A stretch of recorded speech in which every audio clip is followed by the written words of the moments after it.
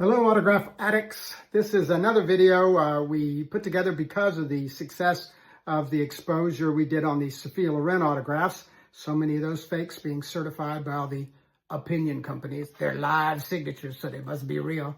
And those are a lot of forgeries and secretarials, and you should go back and watch that video if you're just falling on this one by chance.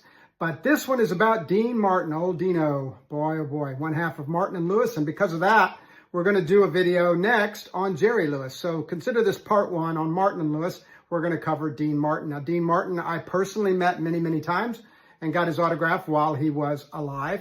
Of course, he died, I think it was 1995. He hung out mainly in Los Angeles. Now, he was very well known for going to a restaurant that has since closed in Beverly Hills called La Familia, where we would get his autograph.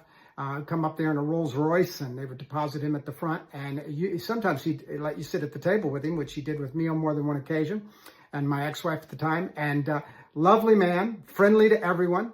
So you're wondering, well, if he was friendly to everyone and signed so much, why is he rare? Well, he is rare because he was still a legend. Not everybody got to him, but everybody, it seemed, wrote to him.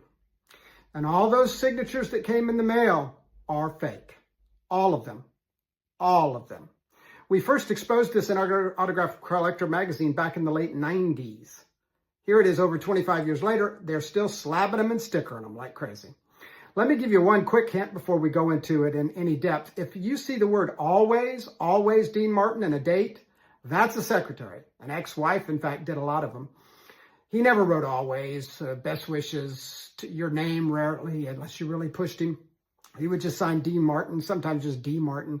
After in the 80s, his son died. It really wrecked him physically, emotionally. He started drinking heavier, and his signature really went in the toilet. But even if you're talking about 50s through 70s, it was very distinctive and very distinctively different from the one in the mail. Now, they would lie if people inquired about the one in the mail and say, is Dean really signing these? Because my article that came out, they got that question a lot. They actually would post old checks from the 70s, which were signed by the same secretary, by the way.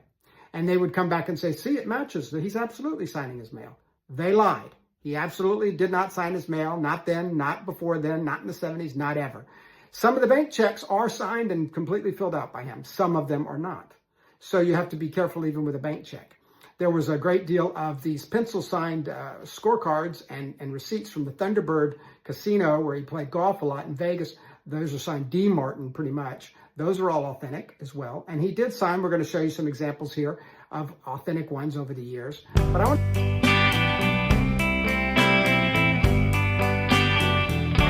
want to show you one here in a moment that he signed sitting at a table across from us, taking his time.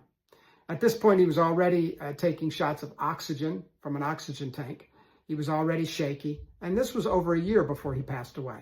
And yet, this signature here is still coming in the mail at that point in droves. As many as you sent, they would sign.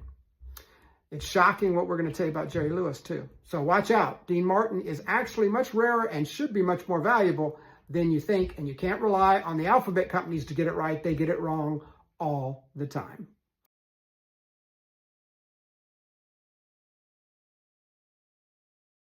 Happy collecting, autograph addicts.